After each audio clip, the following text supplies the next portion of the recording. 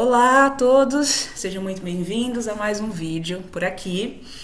Domingo de Páscoa e eu vou falar naturalmente sobre o tema que é Jesus e a sua ressurreição, o seu significado. E a gente aqui vai acabar inevitavelmente desmistificando algumas crenças ocidentais, até mesmo muitas vezes orientais, que se tem sobre a figura do G, sobre a sua morte e sobre essa suposta ou de fato ressurreição, a simbologia disso. Meus irmãos, a gente precisa ter em mente o seguinte: primeira coisa, eu preciso indicar no dia de hoje as cartas de Cristo. As cartas de Cristo são uma coletânea de cartas que foram canalizadas pelo próprio Cristo. É Ele quem diz. Ao contrário da Bíblia, que é ali o que fulaninho julgou, achou que entendeu do que ele dizia, do que ele pensava, não. As cartas trazem o parecer do próprio Cristo. Se você acredita no Espírito de Cristo, você não vai receber a carta com estranheza, com repulsa. Você vai receber aquilo com um sentimento de que pode ser que seja verdade. Porque o que mais tem é fiel, é crente de qualquer tipo de religião que crê em Jesus, que fala, o Espírito de Jesus está aí, o Espírito dele me sonda. Ora, se você crê no Espírito dele e que ele vive, você não vai julgar estranho ou alienígena ou sei lá, o fato dele se comunicar por meio de cartas.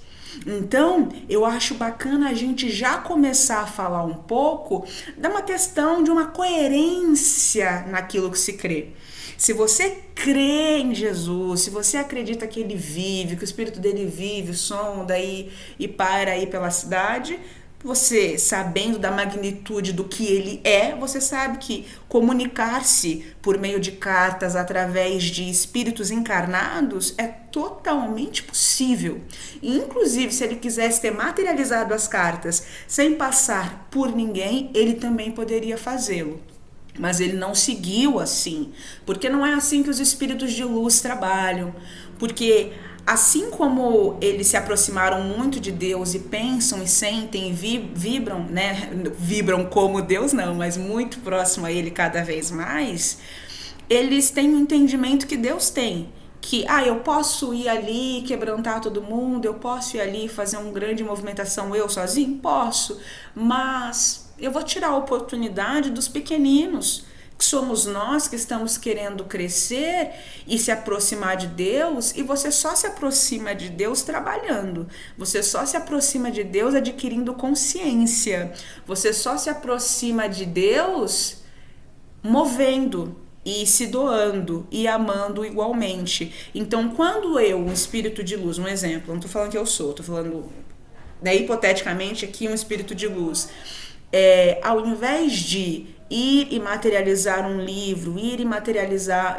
ou materializar-se, ele prefere aproximar-se de um encarnado, ele prefere utilizar um encarnado para dar uma mensagem, ele está dando oportunidade para o encarnado de trabalhar, de se melhorar, de servir, de adquirir créditos perante a luz e assim naturalmente aproximar-se de Deus.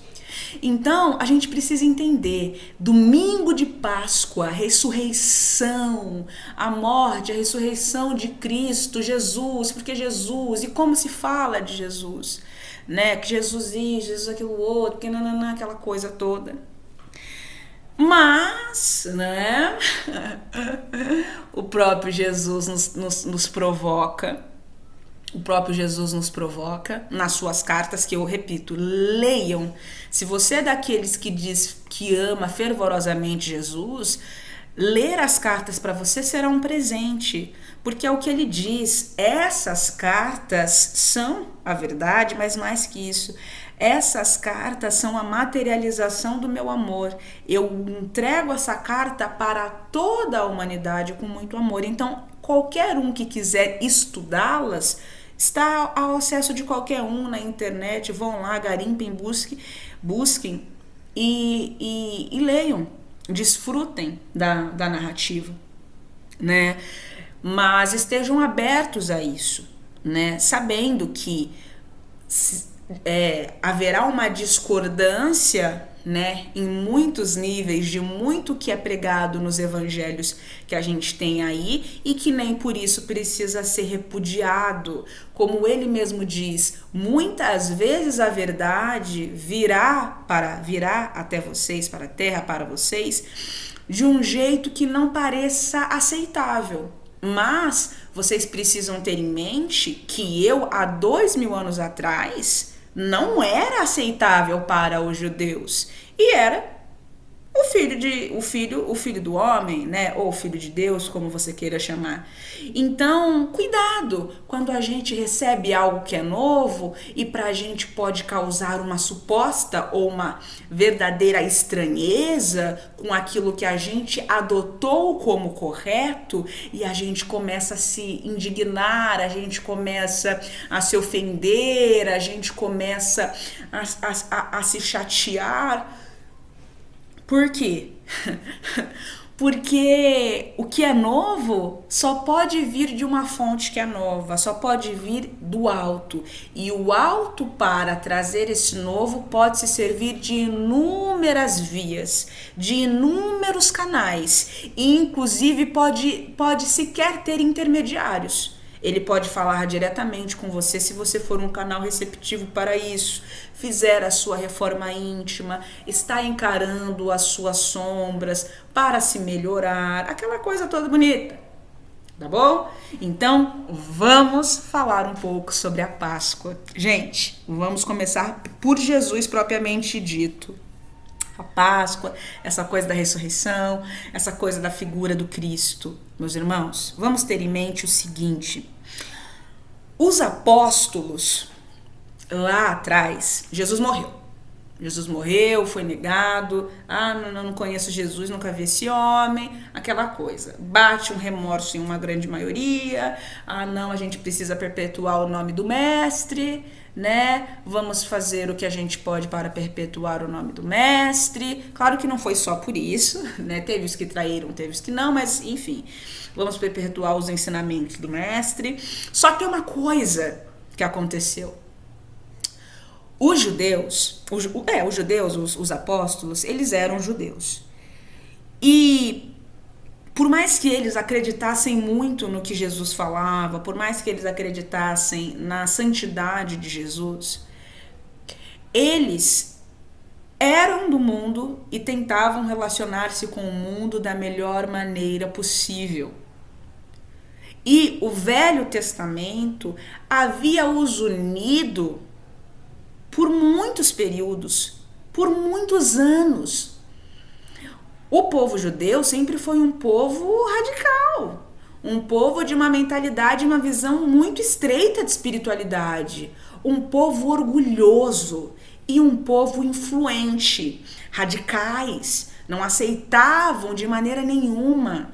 Eram um dos povos mais ortodoxos que a gente tinha, e isso não mudou muito, né? Mudou alguma coisa, mas não mudou muito, não é? Ainda são um povo muito fechado, muito o povo judeu. O amor de Deus é para o judeu. A verdade habita aqui. E Jesus, naturalmente, que nasceu com o propósito, com a missão de desmistificar todas essas ideias, todas essas crenças limitantes e delirantes, naturalmente, ele precisou, né, opor-se. Era do espírito dele. O espírito da envergadura de Jesus, que já conhecia a verdade, conhecia Deus, esteve na presença de Deus, vivia na presença de Deus.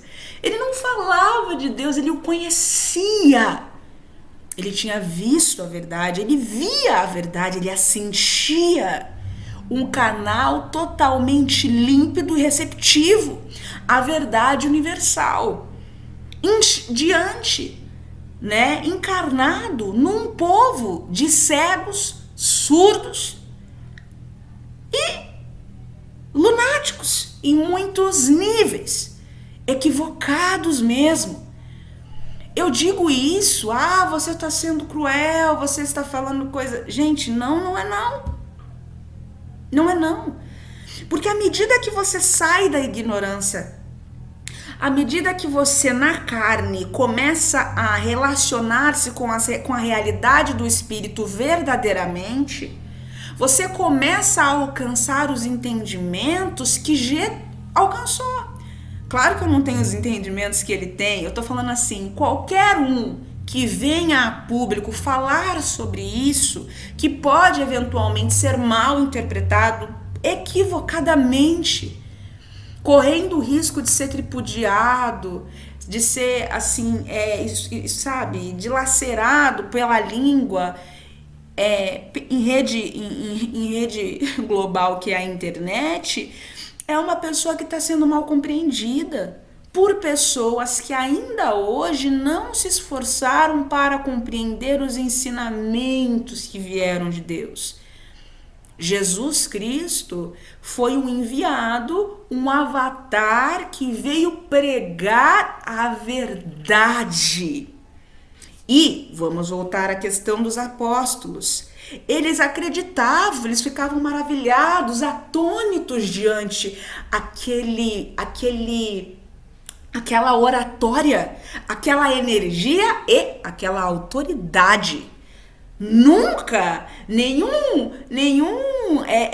doutor da lei, nenhum escriba houvera falado com tamanha autoridade sobre o que conhecia.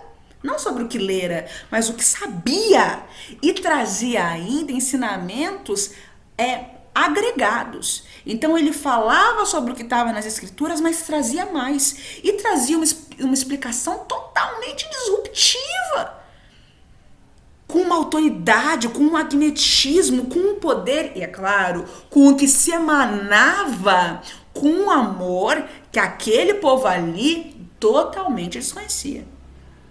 Quem é ele? Quem é esse que fala? Quem é ele? Ué, é Jesus de Nazaré? Aquele bêbado? Aquele lunático que ficava gritando, brigando? É ele? Que mudança! Aquele ocioso, aquele vagabundo? Jesus de Nazaré? Falando com tamanha autoridade? Quem é ele? Não pode sê-lo. É ele? Jesus não era respeitado. Jesus descreve que ele era uma pessoa totalmente emocionada, fervorosa, até que ele foi despertado e conheceu a verdade. E a verdade que ele mais buscou propagar, que ele mais propagou e tentou, fez das tripas coração para passar para o povo judeu, era que nós criamos os nossos amanhãs a partir daquilo que pensamos. E o povo judeu, orgulhoso, ignorante, truculento, satirizou do mestre. E o mestre chorou. O mestre chorou. Jesus então veio alertá-lo sobre o futuro. Sobre o futuro na carne e sobre o futuro após a carne. Na vida após a vida. Ora, mas que lunático! Como a vida pode existir sem o corpo?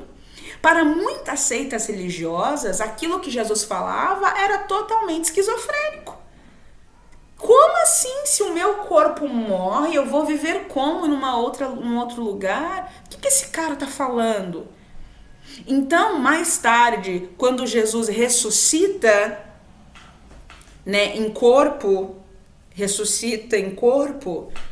o que acontece é um processo, como a gente pode colocar assim, é como se para ele aquilo fosse mais palpável ao entendimento. Porque ele voltou no corpo, Ah, então ele superou a morte e conseguiu conservar o corpo. Eles não conseguiam conceber como que a vida poderia acontecer sem o corpo, de maneira incorpórea, desmaterializada da carne. Eles não conseguiam entender isso. Então, quando ele vem, quando ele ressuscita, aquilo começa a ser mais coerente para eles. Então, e essa foi um dos feitos relacionados à encarnação de Jesus, o pós-morte de Jesus, que corroborou a gente hoje conhecer o seu nome. Foi uma das coisas que mais auxiliou, que mais o incentivou a hoje a gente conhecer o nome, a realeza de Jesus. Foi ele ter superado a morte. Vamos então já por partes. Isso não aconteceu desse jeito, gente. Ele não pegou o corpo dele morto, apodrecido no chão e se vestiu. Não, ele adensou as suas vibrações, coletou ali um pouco do ectoplasma da galerinha ali, mais alguns átomos e partículas, e se materializou. Adensou-se, se fez visível aos olhos daquele povo que viu e achou que ele estava materializado, que ele estava incorporado de novo. E não foi aquilo.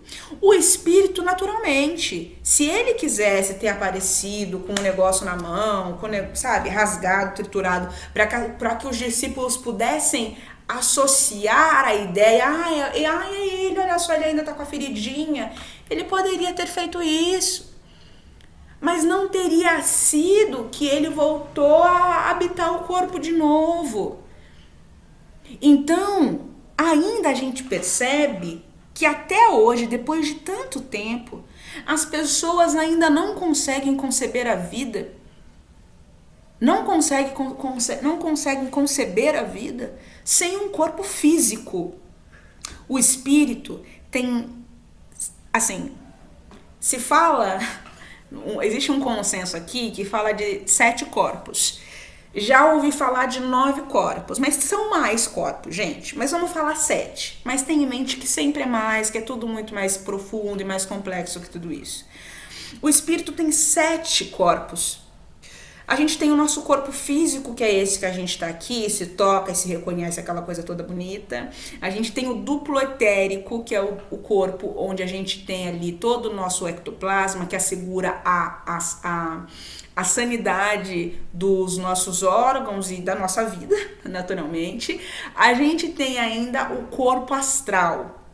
O corpo astral é um corpo fluídico e semimaterial, vaporoso, mas ainda grosseiro. Ainda assim é um corpo meio espiritual, meio material. A gente tem o corpo mental inferior, a gente terá o corpo mental superior, a gente terá ainda o corpo búdico e o corpo átmico. Não sei se eu pulei algum. Então, o que a gente precisa ter em mente? Quando a gente perde o corpo físico, o nosso duplo etérico, no período ali de em média 40 dias, ele vai se dissipar na atmosfera. E aí a gente vai viver, assim que a gente já desencarna, a gente já não mais se relaciona com o nosso duplo. A gente vai ali caminhar com o nosso corpo astral ou o nosso perispírito. Tá bom? Então, e aí tem níveis, né? À medida que você vai se despojando e abandonando todos esses corpos, você acaba alcançando dimensões de vida mais elevadas, mais fluídicas. E como você se torna mais fluídico, mais etérico, você vai perdendo a necessidade de um corpo rústico, porque esse corpo aqui é um corpo rústico, é um corpo pesado, é um corpo que é uma prisão, entende? Então a gente precisa dele para se relacionar com essa realidade de energias densas. Esse corpo morreu. A gente agora está em perispírito ou corpo astral. A gente vai agora viver no mundo dos espíritos ali que vibram né, na densidade do corpo astral. Mas aí você vai evoluindo, evoluindo, evoluindo, evoluindo. E esse corpo aqui vai se tornando mais sutil, vai se tornando mais leve, até que chega o momento em que você se liberta dele também. E você vai viver em corpo mental. Até que você vai, e você se despede, você vai ficando tão leve, tão leve, tão leve, que você não precisa mais do corpo mental, você se desprende do corpo mental e alcança as vibrações de um corpo búdico. Até que você fica mais leve, mais leve, mais leve, mais leve, mais evoluído, você se desprende do corpo búdico e alcança ali o corpo átmico. Eu não tenho certeza, eu estou esquecendo algum, acho que não.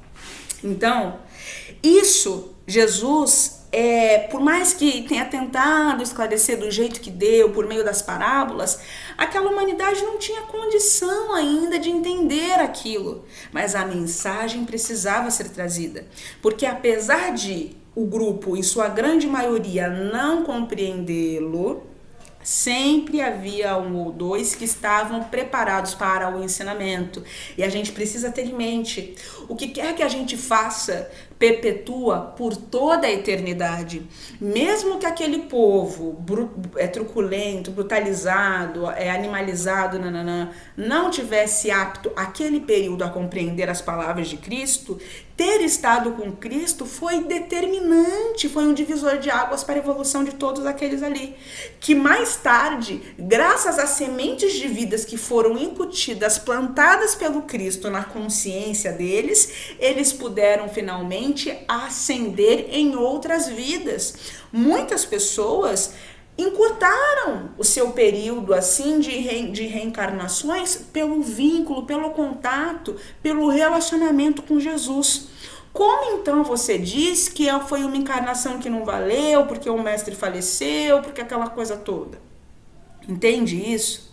Então vamos entender isso. Não existe a vida após a morte com um corpo físico, assim, desse jeito. A gente larga esse corpo e para viver no corpo astral.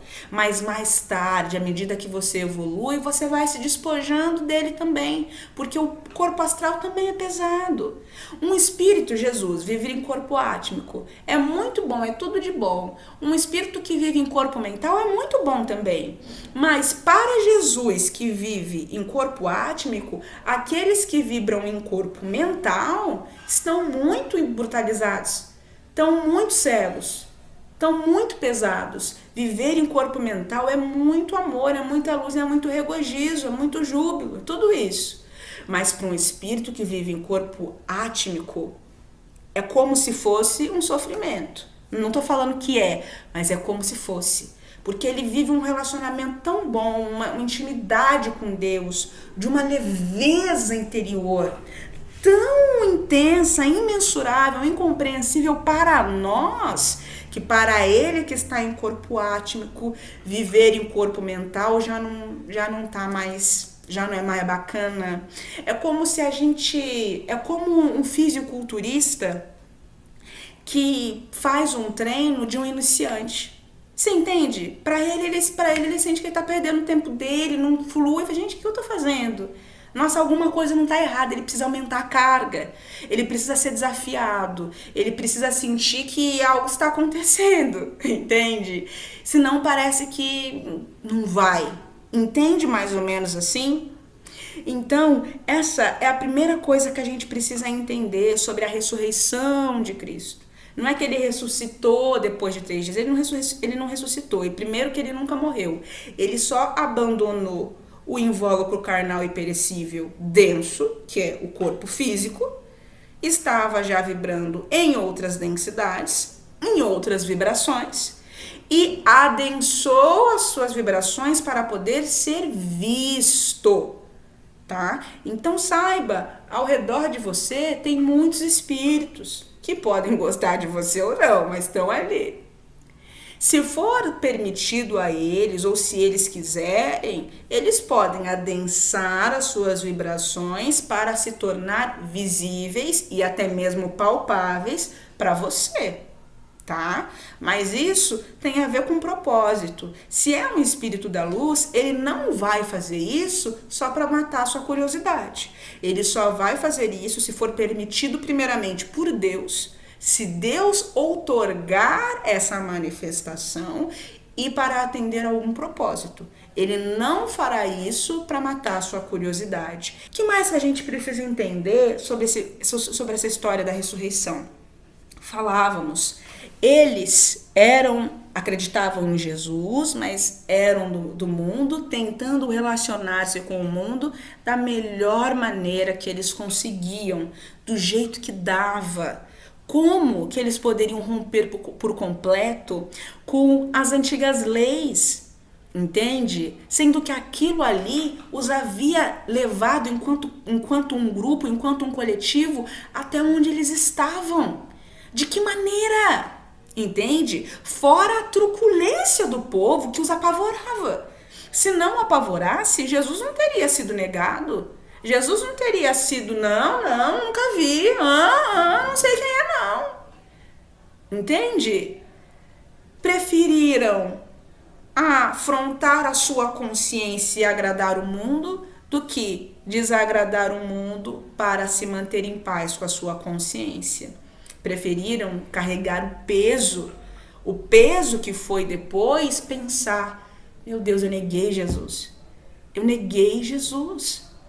Cara, eu neguei o Filho de Deus. Imagina você viver com esse peso, com essa consciência pesada, entende? Não tô falando que todos passaram por isso, mas a gente sabe que muitos passaram sim, tá bom? Passaram sim. Então, quando Jesus, né, vinha e tal, e aí, quando Jesus não, essa questão do testamento, o que acontece, gente? Veja bem, Jesus veio com o propósito, então, de romper com as crenças limitantes. O que são crenças limitantes? As crenças limitantes são tudo aquilo que nos impede de voar, que nos impede de ser felizes. Vamos simplificar. Tudo aquilo que você acredita que para você é um peso, que é uma tormenta. Gente, de que maneira os conhecimentos que estão nas Bíblias podem ser emancipadores se existe tanta castração, se existe tanta contradição, se existe tanta dor ali? Uma das crenças mais fortes para o povo judeu naquele período era a crença do sacrifício para purificar os pecados. Então, era para eles, era comum queimar bicho, matar bicho. Para eles era comum aquilo. E Jesus nos diz, Jesus nos descreve nas cartas que Jerusalém fedia a carniça. Era um cheiro horroroso, imagina isso. Essa era uma das crenças mais fortes que eles tinham consigo, mais intensas, mais assim difícil de se libertar. E veja vocês, ainda hoje a população, né, até expandindo do judeu para fora, todos aqueles que adotaram mais tarde o cristianismo, que de cristão relacionado a Cristo tem nada ou pouca coisa, ainda se manteve. A ideia que ele morreu pela cruz por nós, para nos libertar. Então, aquela ideia muito arraizada que ainda hoje se perpetua, que a morte de Jesus foi para assegurar a nossa liberdade. E quem quer que cresce nele, viveria livre. Por acreditar nele, estava livre consequentemente. Gente, esse tipo de ideia, esse tipo de ideologia, esse tipo de desinformação que até hoje se perpetua é um dos maiores motivos para a nossa humanidade planetária viver a vida do jeito que vive, totalmente desconectada da realidade, totalmente distante de Deus, totalmente amargurados, totalmente envaidecidos, totalmente perdidos e totalmente dominados pelas influências e pela atividade, primeiro, dos impulsos gêmeos de ligação e rejeição, o ego, e, consequentemente, das hipnoses, de todas as atividades da consciência egóica coletiva global, que somente nos fornece, somente faz com que a gente fique mais escravo, mais cativo da mentira, da ilusão. Então, vamos destrinchar um pouco. Por que crer no sacrifício? Por que crer na crucificação de Jesus é algo ruim? Primeiro, porque não é verdade. Tá? Só por isso já deveria ser descartado. Mas segundo, quando a gente acredita na crucificação de Cristo e a gente desdobra isso para uma ideia de que, pelo fato da gente ter aceitado ele com os dizeres, eu aceitei Jesus, olha que absurdo, eu aceitei Jesus, por isso todos os meus pecados estão lavados, porque ele morreu e levou todos os meus pecados. Gente, isso é tão infantil.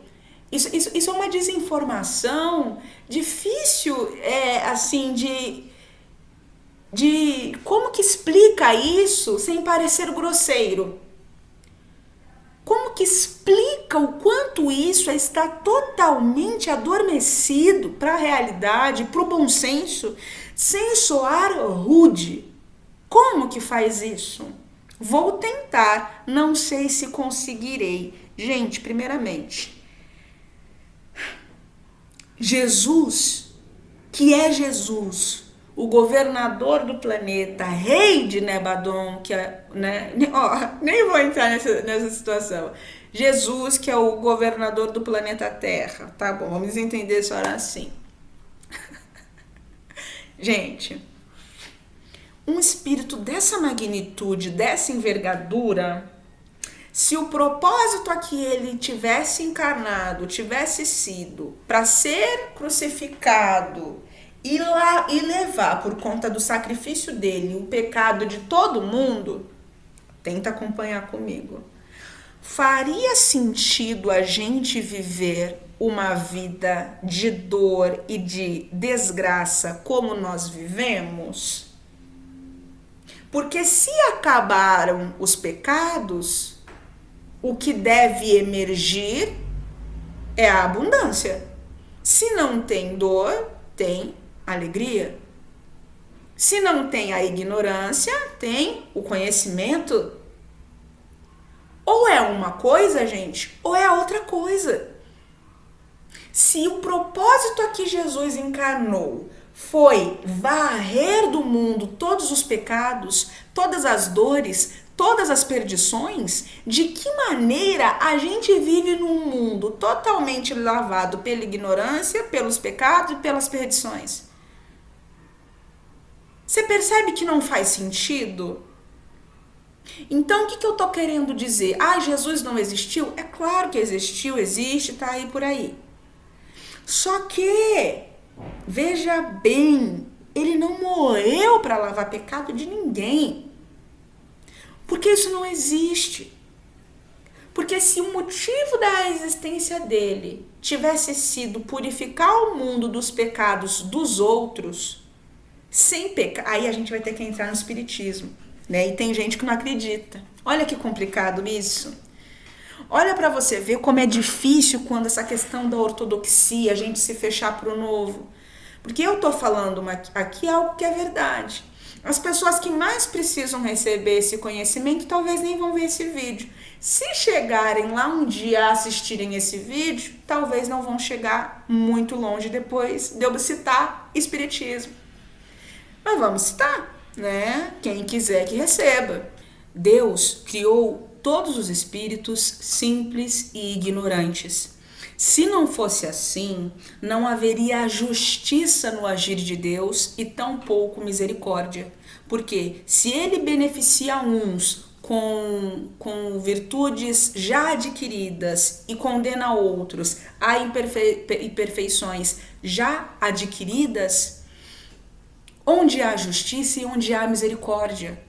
Enquanto um tem que se esforçar sobremaneira para conseguir adquirir alguma coisa de bom na vida, e outros, né? Tô falando em nível de espiritualidade, em nível transcendente. E outros não precisam fazer nada porque já são muito bons desde o instante em que nascem. De que maneira um Deus que cria esse tipo de configuração poderia ser entendido ou compreendido como um Deus justo? Não poderia, porque se fosse assim, ele não seria bom e ele não seria justo. Ele seria um tirano, ele seria ele seria uma manifestação, uma energia ruim, má, tirânica, perversa. E Deus não é nada disso. Então, a primeira coisa que a gente tem que ter em mente: todos os espíritos nascem simples e nascem ignorantes.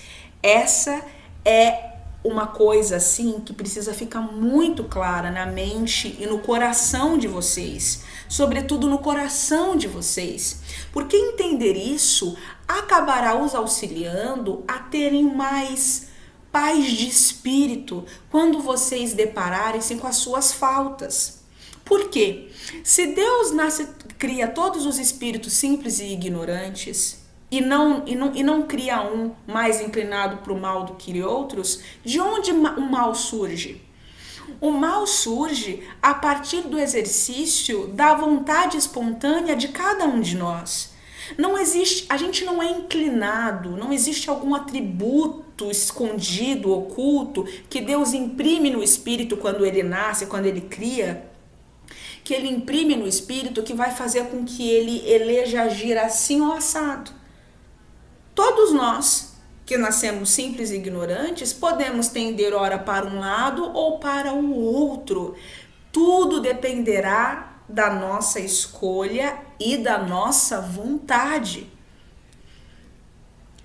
Então, à medida que o espírito adquire consciência de si, conhecimento de quem ele é, do que ele é e do que é a vontade, do que é o querer e o que ele pode, o que ele não pode fazer, e o que aquilo acarretará de bom ou de ruim para ele, tudo isso determinará mais tarde essa consciência. À medida que essa consciência é adquirida, mais ele vai tomando posse do livre-arbítrio, da livre escolha. Porque o que determina as nossas escolhas é aquilo que a gente conhece. Quando a gente conhece pouco, quando a gente é um espírito um pouquinho mais ignorante ou muito mais ignorante, a gente está mais sujeitado a acreditar no que as pessoas contam pra gente. A gente não é nosso próprio senhor, a gente é escravo, a gente é vassalo daquilo que as pessoas dizem, mais ou menos articuladas na internet, ou na vida, ou no cotidiano. E se o que aquela pessoa falar for bom ou ruim, coerente ou não, só vai encontrar um terreno profícuo no nosso interior se a gente olhar aquilo e falar: acho que faz sentido pra mim. Quero conhecer isso. Entende? Quero entender isso. E você se vende, você se dá para a vontade, para essa vontade, para esse desejo. Os espíritos nos dizem que essa é a grande questão da humanidade, do diabo. Se todo mundo nasceu simples e ignorante e Deus não imprimiu um atributo mal ou bom em uns e em outros não, todo mundo nasceu igual, né? E a nossa vontade, o nosso interesse por aquilo ou por aquilo outro é que determinará o nosso caráter, é que determinará a nossa inteligência, a nossa consciência, e se somos espíritos que vivem pela verdade ou se somos espíritos que promovem a ilusão, a desilusão, a tristeza na vida de outras pessoas. Mas, então, o que determina as nossas escolhas quando a gente ainda está numa fase ali um pouquinho ignorante, um pouquinho inconsciente? O que vai acabar nos norteando muito são as influências dos espíritos bons e dos espíritos maus. Porque Deus não priva de cuidado, não deixa sem respaldo, sem vigia, sabe? Nenhum espírito. Então, na nossa ingenuidade, na imaturidade da nossa consciência, que a gente ali tá muito vendido, muito refém de nós mesmos, a gente está sempre guardado por bons espíritos e que buscam nos instruir a partir daquilo que a nossa consciência espiritual também conhece. A gente sabe o que vem de Deus, porque Ele imprime as suas leis na nossa consciência. Acontece que muitos de nós estão adormecidos, mas lá estão.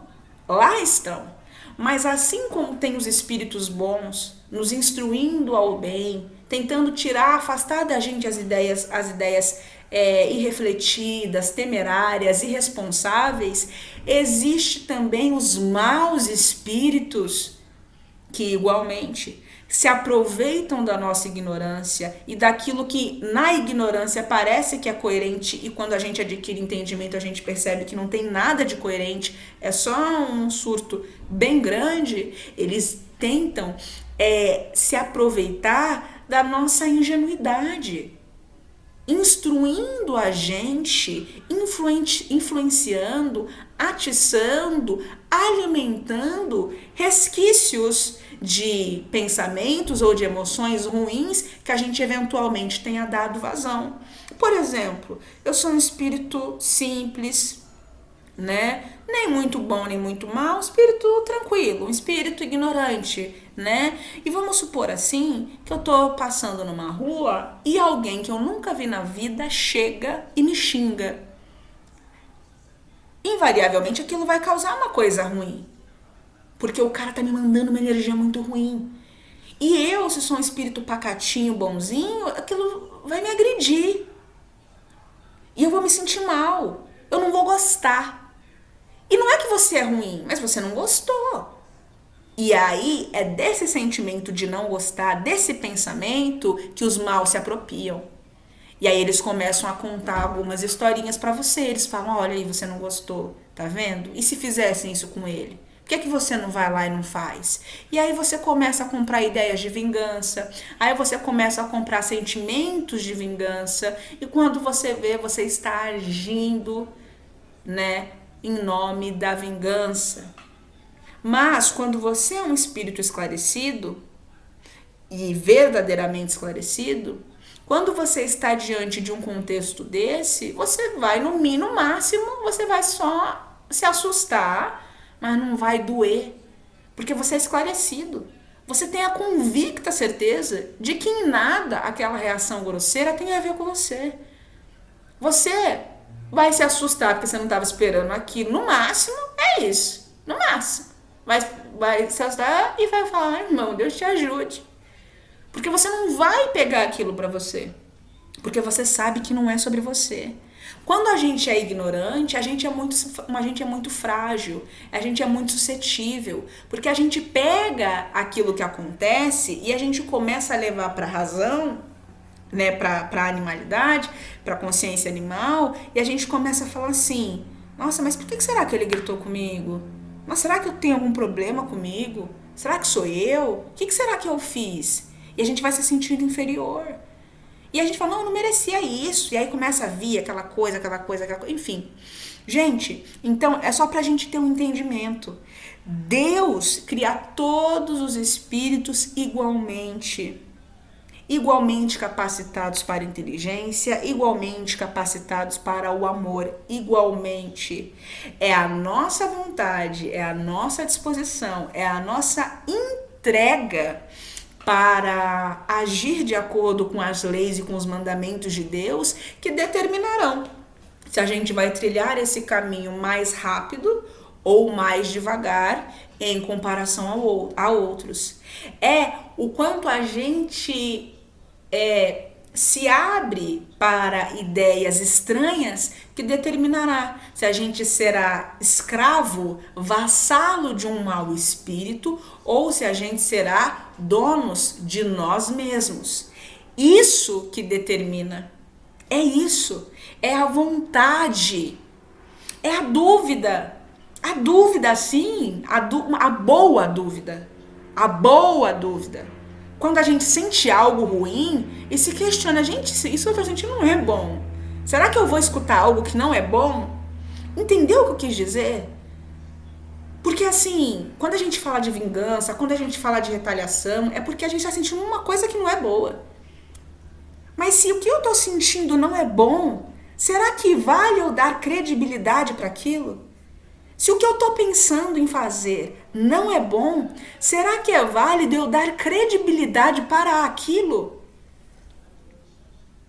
A gente tem que questionar isso, gente. Porque uma coisa é uma dúvida, assim, a gente precisa avaliar as coisas. Eu não estou falando que você tem, vamos aceitar tudo. Não. Não é isso. Só que o excesso de dúvidas, as dúvidas que não terminam nunca, sabe? Aquela incredulidade perniciosa que não faz outra coisa a não ser afastar de Deus, isso sim deve ser fortemente rebatido. Jesus nos disse: ó raça incrédula, até quando eu hei de vos suportar? Então, a dúvida perniciosa, mas será que é? Não, não é. Duvida de Deus, duvida de si mesmo, duvida do outro, duvida de Deus, duvida de... O fluxo da vida, o fluxo, que é o nome, o fluxo, não pode fluir. Como que a verdade vai fluir para dentro de uma mente em que não existe receptividade para recebê-la? De que maneira isso pode acontecer? Não pode. Não pode. A verdade só pode fluir para dentro de uma mente em que existe receptividade. É por isso que os espíritos nos dizem, gente, veja, não é porque você não compreende alguma coisa, não é porque algo parece meio estranho, aparentemente, que eu preciso necessariamente repelir. Então a gente precisa pensar assim, poxa, o que faz sentido eu vou colocar em prática, o que não faz sentido eu vou meditar. Porque a gente não sabe de tudo. Quando a gente fala de Deus, a gente tá falando de algo que transcende a tudo que a gente conhece. Transcende, inclusive, em relação a nós mesmos. Sabe? É a nossa origem.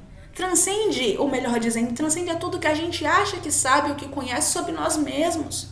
É superior, é maior que nós mesmos. Como a gente pode querer entender a Deus, querer compreendê-lo com essa cabeça? Não dá para entender Deus com essa cabeça. Não dá para querer entender Deus com essas ideias limitantes. E é por isso que o que mais Jesus fez foi agir, rebelar-se contra aquelas ideias, porque são as ideias que promovem o progresso. É a partir do que eu penso que eu determino o que eu sinto e o meu agir. Então, as ideias são o mais importante. O que eu estou me alimentando? Que tipo de música eu estou consumindo? Que tipo de filme que eu estou vendo? Que tipo de livro que eu estou lendo? E ainda que eu leia, que tipo de ideia está norteando a interpretação daquele livro? Que tipo de ideia está norteando as interpretações que eu tenho daquele livro? Então, voltando, Jesus morreu na cruz porque a humanidade era má, porque a humanidade era ruim. Ele não morreu, gente, para lavar os pecados do mundo. Ele encarnou.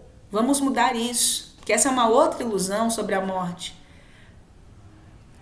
Jesus veio, o cara demorou 10 séculos para encarnar e fora todo o resto de tempo para se planejar para esse trabalho. E tudo que fizeram da vida dele foi a crucificação. Reduziram Jesus, que era a própria expressão da vida, a um instante miserável, medíocre de dor. Entende? De dor. Dor para vocês, porque para ele foi glória a Jesus, né? Glória a Jesus, glória a Deus, me leva daqui mesmo que eu não aguento mais esse hospício. Para ele foi ótimo. Mas reduziram uma encarnação de vida a um instante de dor. E quando eu me valo, sei lá, de um instante de dor para nortear toda a minha vida, tudo que o meu entendimento sobre a existência de Cristo, a gente tem essa humanidade totalmente equivocada que a gente ainda tem hoje. Então, qual que é a proposta desse vídeo? Não se baseiem na crucificação de Cristo para entendê-lo, porque isso nada assim significou, assim no sentido foi importante para que nananã, mas não tem o valor que vocês acham que tem. Ele não encarnou para morrer. O que as pessoas acreditam sobre Jesus é que Jesus encarnou para morrer. E ele não encarnou para morrer. Ele encarnou para instruir. Ele encarnou para nos capacitar. Isso é diferente. Ele encarnou para nos capacitar a nos libertar. É o Espírito que liberta a si mesmo. Então ele não veio nos libertar. Não. Ele veio nos capacitar a nos libertar. Que mérito teria essa humanidade se tivesse sido liberta pela morte, nem pela vida, pela morte de Jesus? Já seríamos espíritos perfeitos, então? Que mérito, que privilégio teria? Que honra teria nisso? Deus não seria bom, Deus não seria justo se fosse assim. Entende? Então, quando Jesus desce para nos instruir, olha a magnitude disso, gente. Torna ainda mais grandioso o sacrifício que ele fez, né? A renúncia, né? Nem que não se fala sacrifício, se diz renúncia. Renúncia por amor. Renúncia por amor. Então, uma coisa é ouvir o mundo, eu tenho que ir lavar o pecado do mundo. Isso é uma coisa. Tem um peso, tem uma imagem, um arquétipo, uma ideia. Não, eu vou lá ser esculhambado para instruí-los a serem donos de si mesmos. Que? Gente, torna muito mais grandioso e torna ainda mais belo o que ele fez. Porque se ele tivesse vindo lavar do mundo os pecados, teria sido lindo, né? Ai, gente, a gente acabou o pecado, acabou a tristeza, agora vamos viver. Teria sido bom do mesmo jeito. Mas não. Mas a gente seria o que a gente está aí hoje. Olha o problema dessa ideia. A gente é dependente da figura de Jesus. A gente é dependente da figura de Jesus. Porque o Espírito que veio na imagem de Jesus não é nem daquele jeito. É outra coisa. Totalmente superior e muito acima, muito além do que vocês idealizam quando vocês pensam nele. É diferente. Uma coisa é você se referir ao espírito dele. Outra coisa é você se referir àquela personalidade. E nossa, ele encarnou outras vezes na Terra, entendeu? E ele encarnou em outros tantos mundos, talvez tenha desempenhado ali, vivido personalidades até mais interessantes do que o próprio Jesus, mas a verdade é que ele não é uma personalidade. O espírito é a integração de tudo isso e muito mais. Então, isso também é uma coisa que vale dizer. Vamos evitar nos referir à figura de Jesus desse jeito. Refira-se ao Espírito dele. Espírito de Jesus, sabe? Abandonar essa ideia. Olha como existe dependência. Como essa coisa do sacrifício não vem de Deus. Porque cria dependência. E Jesus não veio criar dependência. Ele veio emancipar mentes. Ele veio desacorrentar consciências. Ele veio reprogramar mentalidades, condutas. Torna a renúncia dele infinitamente superior. Então você não tem que ler a Bíblia, você não tem que se reunir na Páscoa pensando que ele morreu. Gente, ele não morreu por você desse jeito. Não, de maneira nenhuma. Ele morreu porque aquela humanidade era ruim. E você não tem que pensar na morte dele. Você tem que pensar na vida dele. Na vida que ele levou. Tem que pensar, tem que tentar alcançar o que é que motivou esse espírito a renunciar 10 séculos ou mais para encarnar aqui, para instruir. Não sei se vocês estão conseguindo entender a diferença de vir para instruir e de vir para lavar os pecados. Então eu vou dizer, vocês precisam exercitar o coração de vocês para entender o que eu estou tentando falar aqui. Pedir para Deus um esclarecimento. Talvez com isso vocês tenham uma ideia um pouco melhor do que e de quem é o Espírito de Jesus. E o que é que foi, como é que foi a sua encarnação e a sua passagem pela terra. Então, se Deus tivesse permitido a encarnação de um filho aqui para lavar os pecados desse mundo, ele não estaria sendo justo com os outros mundos e com os outros períodos históricos que não tiveram um avatar para lavar os pecados. Então, nesse mundo, eu vou mandar alguém que vai limpar os pecados. No outro, eles que se virem para lá. Não faz sentido. É muito melhor e é muito maior. Porque quando a gente entende que Jesus veio para instruir, a gente consegue fazer uma ideia um pouco mais lúcida e mais clara da sua majestade e da nossa descendência divina, de nós mesmos. Porque se ele veio capacitar, é porque nós estávamos aptos a isso, a receber aquilo e aplicar. Entendeu o que eu falei, gente? Se ele veio instruir, é porque todo mundo era capaz e é capaz de tornar autônomo, né? Dono, líder de si mesmos. Aí eu volto lá à questão do espiritismo. A gente nasce simples e ignorantes e é a gente ceder ao bem ou ao mal que vai ali nos nortear no melhor ou no pior caminho. Que vai fazer a gente sofrer mais tempo, menos tempo, até que alcancemos a perfeição. Então, o que a gente precisa entender quando a gente fala disso? Que os espíritos nos dizem que a gente estará sujeito a essas influências más até o momento em que a gente se torne suficientemente, né, plenamente, verdadeiramente conscientes da nossa realidade, de quem nós somos, do mundo que a gente vive, de onde a gente veio e o que é o que são as leis, né? Um entendimento mais ou menos claro das leis que regem o cosmos. Sobretudo, principalmente, eu diria aqui, claro que não é a única, a lei de causalidade, de causa e efeito. Entende? Então, o que eu faço reverbera isso. O que eu não faço reverbera aquilo outro. Ah, mas tem uma questão da intencionalidade. Isso é determinante. É isso que dá à conduta um caráter criminoso. É o que está movendo a sua conduta. Essa é a diferença.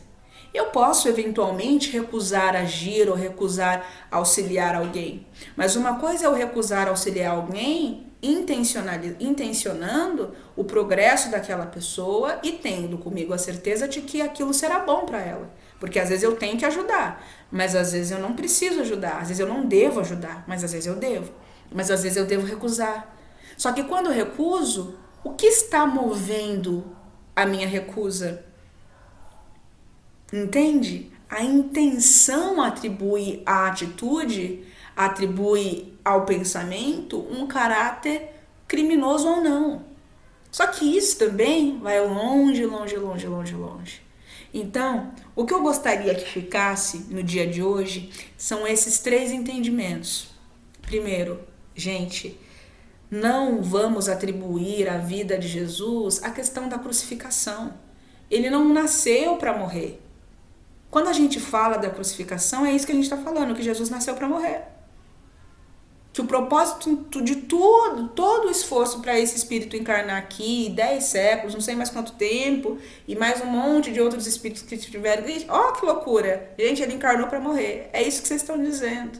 Isso é um surto coletivo que precisa sucumbir o quanto antes. Isso não é verdade. Ele não nasceu para morrer. Ele nasceu para nos instruir e nos instrumentalizar por meio das verdades universais que nós criamos os nossos amanhãs. E que a gente é tão apto quanto ele a vencer, né?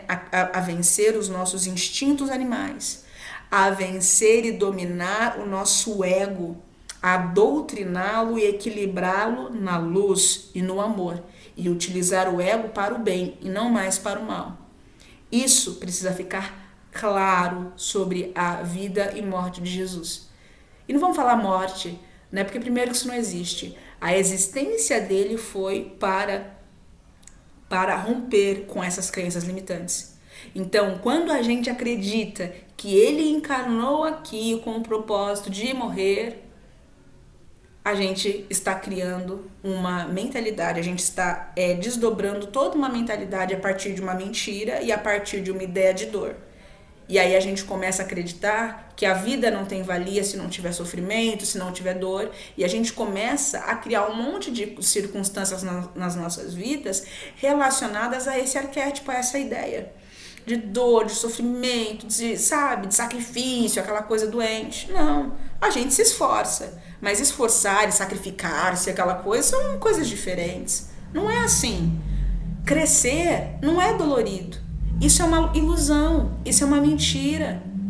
Isso é uma mentira. Quando a gente perpetua essa ideia da crucificação, o que a gente está perpetuando é a hipnose trevosa de que crescer dói, de que crescer é ruim, de que crescer é dolorido e sacrificante, aquela coisa. Não, gente, crescer é crescer, faz parte. Você vai se esforçar, mas você não vai forçar. Olha aí o amor de Deus. Você se esforça, mas você não força. O crescimento tem amor em cada partícula, em cada ideia, em cada tudo do crescimento. O crescimento, então, prevê o esforço, mas prevê também o autoacolhimento, a autoaceitação e a compaixão que devemos ter conosco, que é entender que por muito tempo fomos ignorantes, estamos tendo acesso a conhecimentos verdadeiros agora e que a gente fez más escolhas, a gente se deixou levar por más instruções, porque fez sentido pra gente, porque em algum momento a gente se afinizou com aquilo, mas faz parte. Agora eu tenho um conhecimento melhor, agradeço aquele passado lá, vou viver de acordo com a verdade, não vou mais viver de acordo com a mentira. Então o convite é: vamos parar de viver de acordo com a mentira e começar a viver de acordo com a verdade. E a primeira coisa para as pessoas que acreditam na vida, na pessoa de Jesus, aquela coisa toda, é entender que ele não nasceu para morrer na cruz pelos seus pecados. Se fosse assim, o mundo não estava do jeito que está. Se fosse assim, você não teria mérito nenhum. Se fosse assim, seria Deus dizendo para cada um de nós que a gente é incapaz de ser melhor. E não é isso. Deus mandou Jesus, pelo contrário, para provar que todo mundo aqui pode ser grandioso, que todo mundo pode realizar grandes feitos e que podemos todos ser donos de nós mesmos. E à medida que você se torna dono de si mesmo, menos sugestão dos maus você recebe. Porque vai chegar num ponto que você vai estar tão blindado que você não vai mais receber sugestão deles, porque eles vão ver, cara, ele tá muito ixi, nem vou tentar, porque não vai nem chegar perto. Não vai nem chegar a fazer cosquinha. A outra coisa que a gente tem que entender sobre essa questão da ressurreição, gente, a ressurreição, da maneira como vocês entendem, não existe assim. dessa forma, não existiu dessa maneira. Primeiro que para haver a ressurreição teria que haver a morte, não existe a morte. Existe a mudança de estados. Existe a mudança de estados vibratórios, é isso que existe. Então existe a reencarnação. E existe também eu adensar a minha forma para ser visto, para me tornar palpável se eu for um espírito. Foi isso que Jesus fez. Ele não pegou o corpo dele de novo, o corpo morto dele apodrecido, todo ferido e se manifestou. Não, ele não fez isso. Ele adensou as suas vibrações ali e se tornou visível. Qualquer espírito pode fazer isso. Se você quer tanto ver espírito, vê. Você quer ver? Não sei, vê, pergunta para Deus se você não pode receber essa graça. Pergunte a Deus. Porque se você puder, certamente Ele vai te permitir a isso. Mas se você não tiver preparo, Ele não vai te permitir a isso visando o seu bem-estar. Porque às vezes você acha que você está preparado e aí o Espírito aparece na sua frente e você tem um infarto. Deus não vai fazer isso. Mas se você quer muito ter acesso a isso, pergunta para Deus. Fala, Senhor, eu poderia ter acesso à minha mediunidade, que não é nem mediunidade, é animismo, né? Eu poderia ter acesso à clarividência? Pergunta. Mas saiba, se for só para matar sua curiosidade, dificilmente isso vai ser autorizado. Ele só vai te autorizar se aquilo for servir a um propósito maior para você e para os outros ao seu redor. Inclusive para o espírito que será visto por você. Então tenha isso. Às vezes a gente fica numa coisa assim com Deus, não sei o que. Gente, Deus, a gente tem que ter um diálogo com Ele aberto. Sobre tudo, é essa que é a questão. As pessoas querem procurar Deus para pedir casa, para pedir dinheiro, para pedir carro, para pedir namorado, mas poucas pessoas estão buscando se relacionar com a fonte para pedir cura. Não cura, sabe, da dor na garganta. A cura daquilo que verdadeiramente precisa ser curado, que é o caráter. Poucas pessoas reúnem-se com Deus para falar da sua inveja, para falar do seu ego, para falar da sua vaidade, para falar da sua gula. E a gula não é só a questão da comida, é a questão da falta de saciedade em relação a tudo. Querem engolir tudo, sabe? Entende? É muito maior. A gula está em todos os pecados. É a falta de medida em tudo. No sexo, no dinheiro, no alimento, nos olhares que você quer para si. É arrogância, é orgulho, mas também é gula. Isso também é gula. Então, tudo é muito mais amplo e mais complexo do que eventualmente possa parecer num primeiro momento, sabe? E a gente precisa ter isso na nossa consciência. Então, primeira coisa, deve ser segunda coisa na realidade, ressurreição desse jeito não existe. Ressurreição, a gente entende o renascimento do corpo. Não. O que renasce é o espírito num novo corpo. A ressurreição prevê que o corpo morto voltará à vida. Desse jeito que vocês estão falando, não existe. Se você entende que o corpo vai se dissipar na atmosfera e tal, e a matéria vai voltar pro fluido universal e depois vai se criar um outro... Se é isso que você está entendendo, a gente pode até achar que tem uma coerência. Mas não é isso que as pessoas estão falando.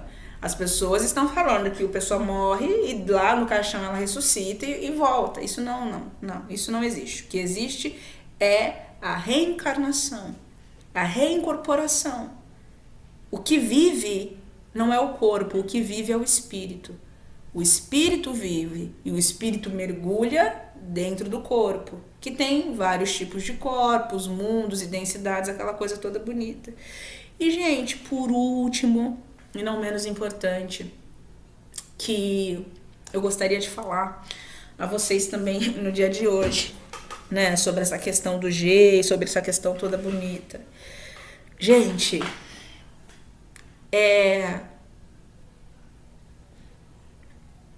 vocês são, como é que eu posso colocar? Vou simplificar. Gente, vocês são plenamente capazes plenamente assim, não era essa palavra, capazes. Vocês possuem toda essa possibilidade a disponibilidade de vocês. Então, é legal ter esse carinho pelo G, é legal ter esse amor pelo G, é legal. Mas vocês não precisam do G, entende? Não precisa do G, de Miguel, de Gabriel, de nada disso. Dessa forma como vocês entendem, não precisa. Jesus não quer ser lembrado, rememorado desse jeito, meus amigos. De jeito nenhum. De jeito nenhum. Não foi para isso que ele encarnou, não foi para isso que ele veio, não foi para isso que ele viveu. E isso não é blasfêmia. Ele não quer ser visto como, assim, o agente que vai mudar a vida de vocês. O que vai mudar a vida de vocês é o que vocês farão dos conhecimentos que ele trouxe e que são do universo, que poderia ter sido trazido por qualquer um outro. Chega dessa sandice, gente. Chega dessa sandice de se reunir para falar da morte do Cristo, do ressuscitamento. Que loucura! Não, é diferente você se reunir para estudar, para falar sobre os ensinamentos que ele foi instrumento para trazer. Isso é outra coisa. Porque enquanto vocês forem dependentes de Jesus, vocês manterão Jesus assim, distantes de vocês. Não por ele, mas porque vocês têm em relação a ele uma ideia idólatra. Entende? Superestimada, no sentido de que ele é muito acima de vocês, do ponto de vista evolutivo, é mesmo. Mas não que ele seja superior a vocês, no sentido como vocês compreendem. Intelectualmente, moralmente, mas ele é nosso irmão, é isso que eu tô falando. Ele que é ele, não se coloca desse jeito em relação a nós. Ele que é ele, quando tá diante de um de nós, nos abraça, conversa, pega na nossa mão, passeia, dá tapinha nas costas. Ele que é ele não cria esse tipo de coisa. Ele que é ele. Então, quando vocês fazem essa ideia sobre a vida, a ressurreição, a morte de Jesus, gente, vocês estão criando um empecilho, porque a crença que está sustentando essa idolatria é a de inferioridade espiritual, é de inferioridade da existência de vocês. E isso não vem do alto.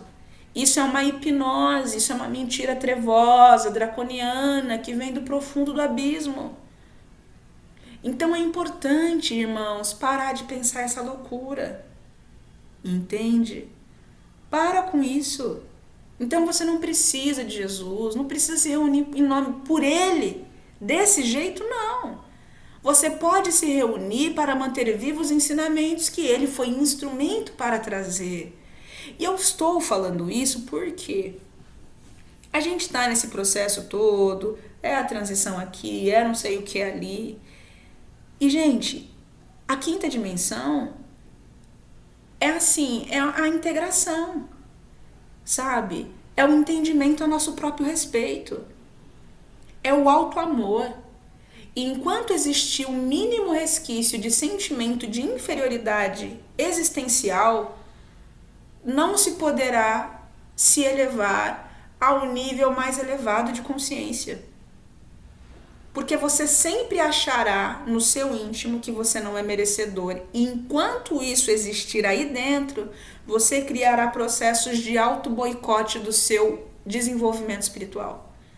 A sua evolução sempre estará sendo barrada, alicerciada, dificultada, interceptada pela ideia de inferioridade existencial que você tem. E não é isso que Jesus quer. Não é isso. E a primeira coisa é entender que esses livros, assim, mais radicais, a Bíblia, propriamente, mas não é só ela, mas propriamente, porque assim, é global, o cristianismo, primeiro que não é cristão.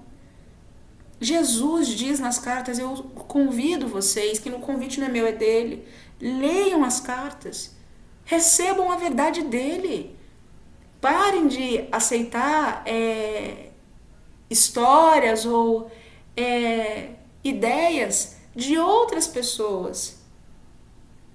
Como os apóstolos poderiam ter falado sobre o que Jesus entendeu, sobre o que ele pregou, sendo que eles não entenderam?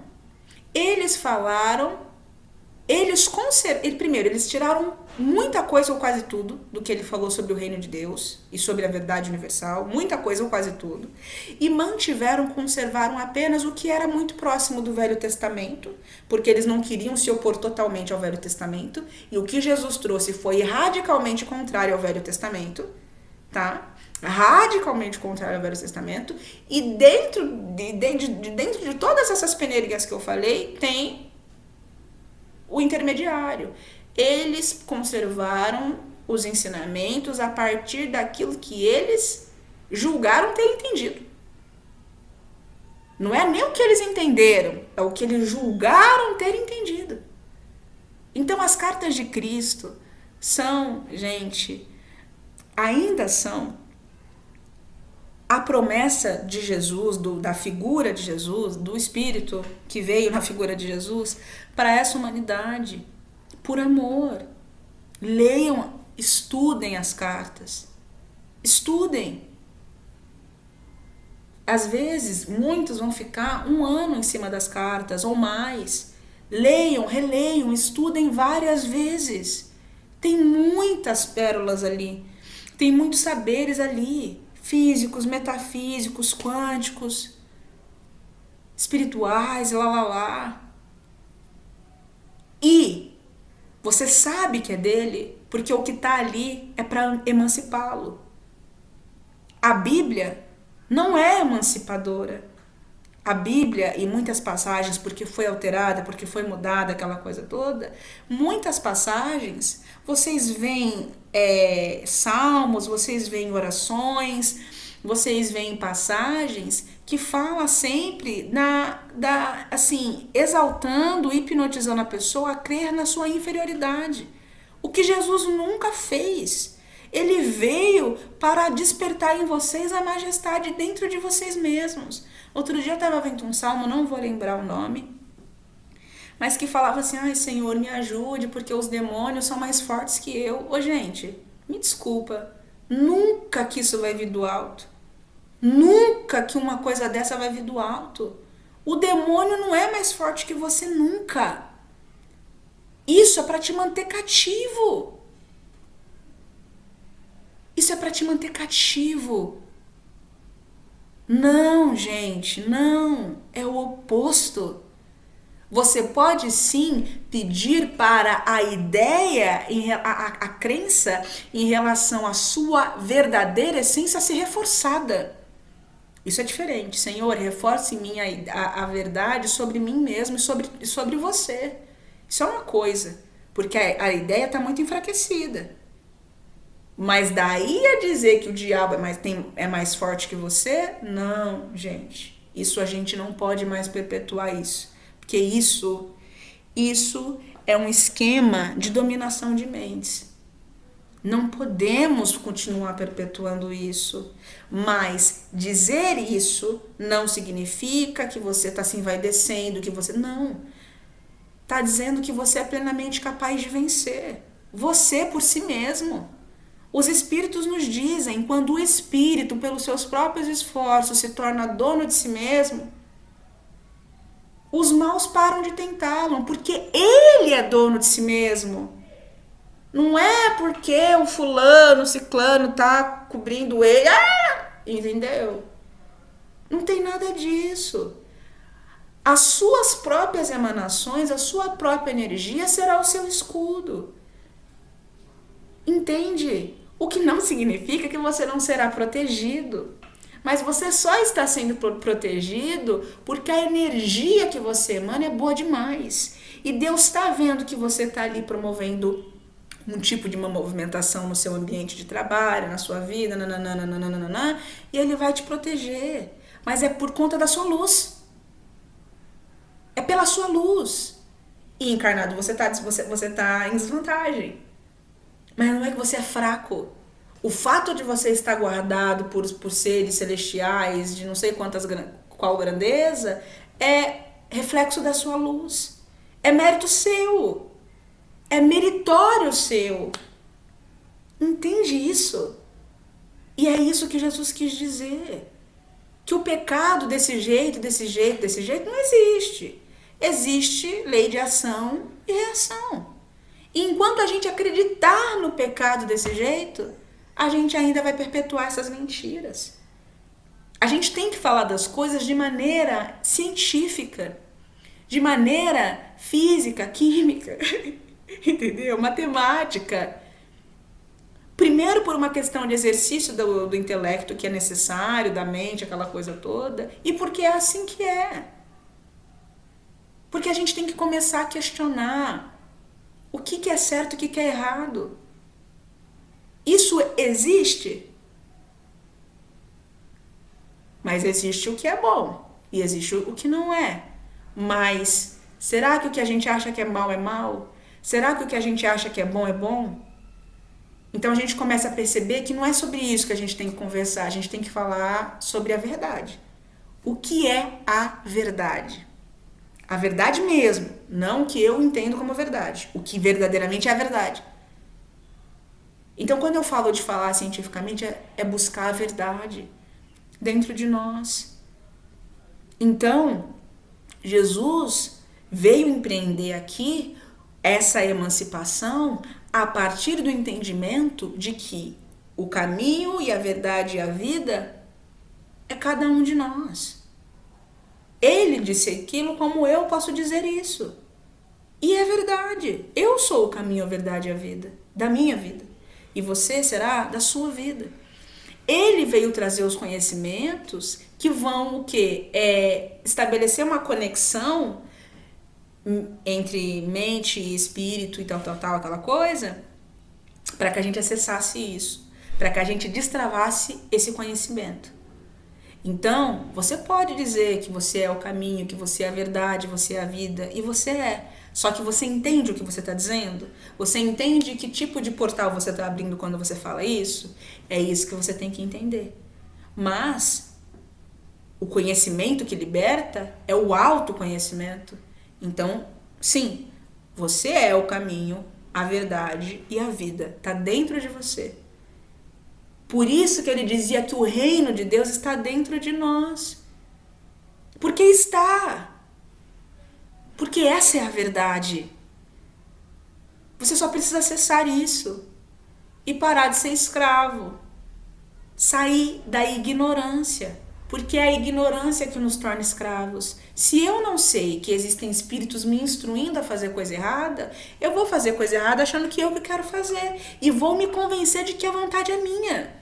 Sendo que não é. E é isso que eu quero dizer, que os espíritos dizem. É isso que vocês têm que levar dessa data. Sobre as verdades, sobre esses entendimentos.